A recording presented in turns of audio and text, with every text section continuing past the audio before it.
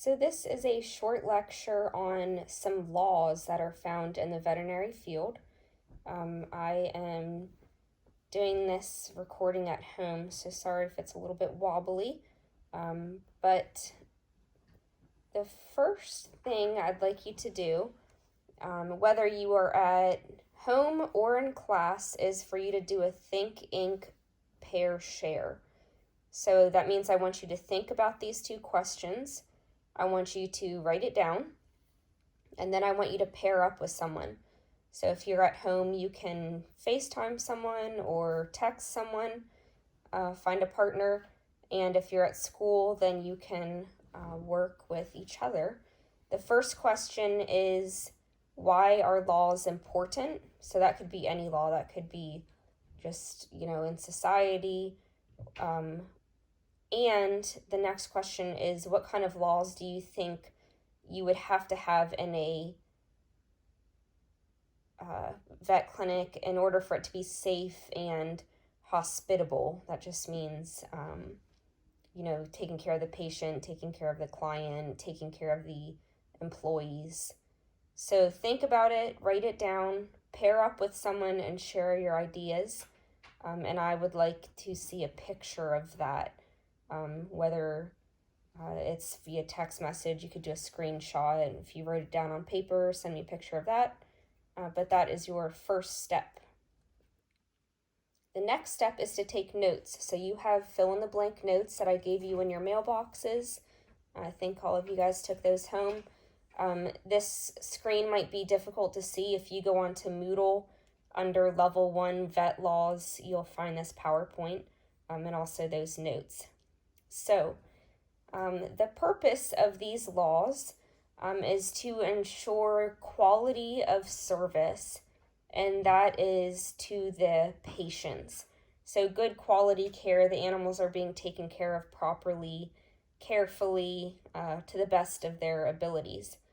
The other thing it's going to do is provide a non-hostile, so a friendly, fair environment, and a safe environment for employees, clients, the animals, and the public in general. So all of these laws that we're going to talk about fall in 4 categories. So those 4 categories are federal, state, local or municipal, and then common law. So those first 3, federal, state, and local, they are under a category that's called statutory. And what statutory means is that these laws are written down somewhere. They are enforced by some sort of government agency, whether it's the federal government, the state government, it could be like a township if it was local. And these laws, if you do not follow them, they are punishable by either fines or maybe even jail time. So those are called statutory laws. You'll find those written down somewhere, and they're enforced by the government. Now, that 4th category of common law is unwritten. So you actually can't find it written down anywhere. I always think of Judge Judy for this. So if you want to sue someone, you would go through someone like Judge Judy, and that's why it says the judicial system, through civil lawsuits. So if you think that there's a reason that you could sue someone, you would go to a judge and plead your case, and they would decide what to do as far as maybe having them compensate you for losses or things like that. So statutory and common law. So you'll see on the left-hand side this blue box, and that is going to be what this page on the PowerPoint is referring to. So like the first category that we'll talk about are laws that ensure that our patients are getting quality medicine. So one of these we've already talked about, and that is the Veterinary Practice Act. I probably referred to them as a state practice act. So every state has their own, This was what we talked about, the gray area. So in Pennsylvania, the expectations or the duties between a technician or technologist and an assistant, it's a little bit of overlap there. And ethically, we talked about that not being a very good idea, because you would expect if someone's going to draw blood or do anesthesia that they've had schooling for that. But for our state practice act, that could be a little bit of a gray area where assistants are doing more than they should be, and maybe even like the technician neutering a cat. Even though it's an easy surgery, we know that just vets should be doing surgeries. So these are, outlining what tasks each individual has and who should be supervising them. So that one we already talked about. One that we haven't talked about is called common law malpractice. So we did talk about the word malpractice. That was in our ethics PowerPoint. And malpractice was when we really did not live up to what we should as a veterinarian or as a veterinary clinic. Maybe it was due to negligence. We just weren't paying attention. We were rushing. We were busy. We did something wrong on accident. Malpractice was a little bit worse, right? That was maybe we should be doing continuing education to figure out what surgeries are top-notch this day and age, but we didn't do that, and as a result, an animal suffered. So common law malpractice, that would be going to court and suing for a failure to live up to that duty. All right, the second one we're going to talk about are about safety. So a safe environment. One would be a federal law. So that is throughout the entire United States. And you guys have probably heard me mention this before, OSHA. So OSHA is a class that the level 2s actually take for the most part. And they learn all about safety, safe working conditions, a safe environment. So OSHA stands for the Occupational Safety and Health Act, and this is where we get our right to know station and our safety data sheets. OSHA regulates that, and they want to make sure that employees know the hazards that they're working with, whether it be chemicals, even something like a wet floor sign, so that people don't slip if an area is wet or had just been mopped. So OSHA is an example of a federal law that provides a safe environment. An example of common law is called common law ordinary negligence. So this is the employer's responsibility to provide a safe working environment, and also requiring the vet clinic to kind of train in restraining and making sure that the animals are restrained in a way that someone is not going to get hurt. So this would be, again, going to court and saying, oh, my boss never trained me how to properly restrain a cat, and the cat bit me, and I lost pay because I had to be hospitalized for a cat bite. So that would be an example of ordinary negligence under the common law. Another would be the state and local law. So that's kind of two different things. One's on the state level and one's on the local level. But a lot of this deals with waste. So how do we get rid of waste? How do we dispose of carcasses? How do we dispose of sharp objects like needles? How about like living biological tissues? What are we going to do with those? And so the state and local law would describe and outline how we should dispose of things like that.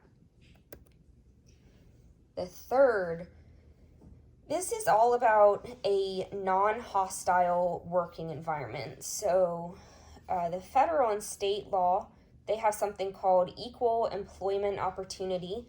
And I know most of you level 1s are a little bit young right now.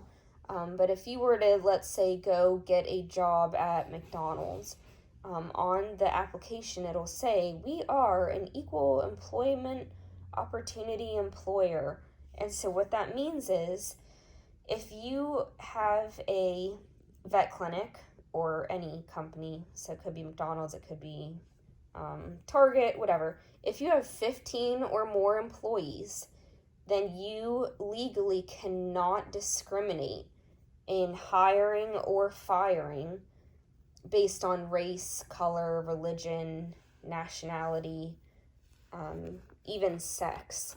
So let's say, I'm going to not hire a woman because I know that she's kind of in the right age to become pregnant and I don't want to have to deal with that. So I'm not going to hire her. That would be discrimination. So if you have more than 15 employees, then you would have to provide this equal employment opportunity. Common law is really the same thing. So it prohibits an employer from hiring and firing based on sex, race, religious beliefs. So it's the same thing, except this would fall more into place if you had a vet clinic that had less than 15 people working for them. So if I thought, they didn't hire me because I might be pregnant sometime soon, then I could sue. I could go to Judge Judy and say, that's not fair. They are discriminating. So, number 3, non-hostile environment. 4, this is about labor. So there's something called the Fair Labor Standard Act, and this is a federal law.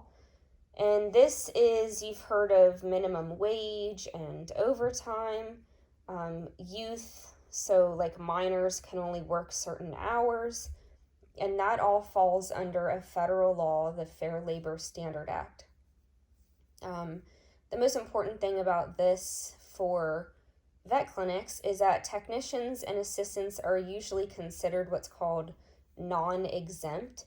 So that just means that usually we're paid by the hour, and so we are subject to laws that kind of govern that.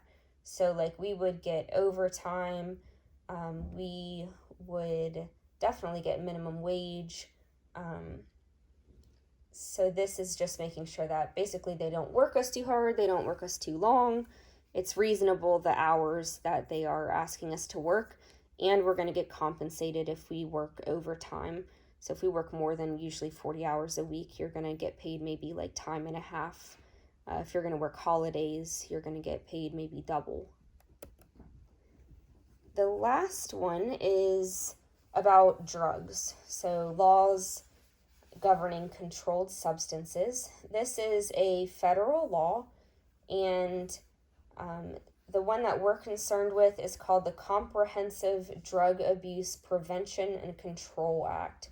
So they regulate the manufacture or making of, the distribution, so leaving the warehouse that they were made in and going to different places, dispensing, so sending them home with clients to be given at home, or dispensing as far as a technician or an assistant giving in the hospital, and then delivering drugs. So the drugs that we care about aren't things like antibiotics or dewormers and things like that. What we care about are drugs that can be abused. So things like ketamine or Valium or morphine, even things like medical marijuana, so that's more on the people side of things, not animals yet, but things that could be abused by humans. That is what this is referring to. So we have something called the Controlled Substance Act. It's under Title II, and that is governed by the Drug Enforcement Agency, so the DEA. So they're worried about that abuse by humans, and they'll actually come into your vet clinic and they'll want to see all of the logs of who opened up the bottle of that certain drug, who used the last of the pills, how many pills did they use, how many pills did they send home, who was the owner, who was the patient name, what was the date, how many pills were left in the bottle, down to the very last drop if it's a liquid. And if any of those records are off or missing, or you're missing bottles, you are probably going to get in trouble legally from the DEA. They're going to come and check you out with the fine-tooth comb. So those were the 5 categories. We'll just go back through them. Back at the very beginning, we had these 3 categories: federal, so the United States; state, Pennsylvania, Virginia, California; and then local or municipal, Franklin County, Guilford Township. Those are all statutory, so they're written laws, jail time. The government is going to enforce those. And then we have Judge Judy, the common law. That's our 4th category. That's unwritten and can usually consist of lawsuits. The first one is quality of service. Second is a safe environment. Third, non-hostile working conditions. 4th is labor. And 5th, drugs. So, the next thing I'll ask you to do is a countdown. 3, 2, 1. 3 things that you learned. So, I don't know about you guys, but I really didn't know much about veterinary laws as far as, I don't know, until I got in the field, I didn't really know much about it. Now it makes sense. But I'm sure you guys have 3 things that you learned. 2 ways that you can connect it to prior knowledge. So, you can't use this one, so I'm giving it to you, but we already talked about the State Practice Act, and we talked about that gray area. So that could be a way that you connected it to your prior knowledge, so something that you already knew. And then 1 question you still have. What's something that you want to ask me? What's something that didn't make sense or you want to know more about? So you can send me a picture of that, or you can type it into an email. The other thing I'm going to have you do is on Moodle. I know you guys love Moodle. We are going to go to level 1 material, Judah chapter 8. So Aaliyah and Hannah, I know you are in school, so you'll be able to access your blue books, but you guys at home, I forgot to tell you to take your books home. So what you're going to do is you're going to complete the scenario questions and the review questions. So that's there. And if you click on this, we actually have the chapter for you here. So right up here is a scenario, so you can see 4 little bullets there.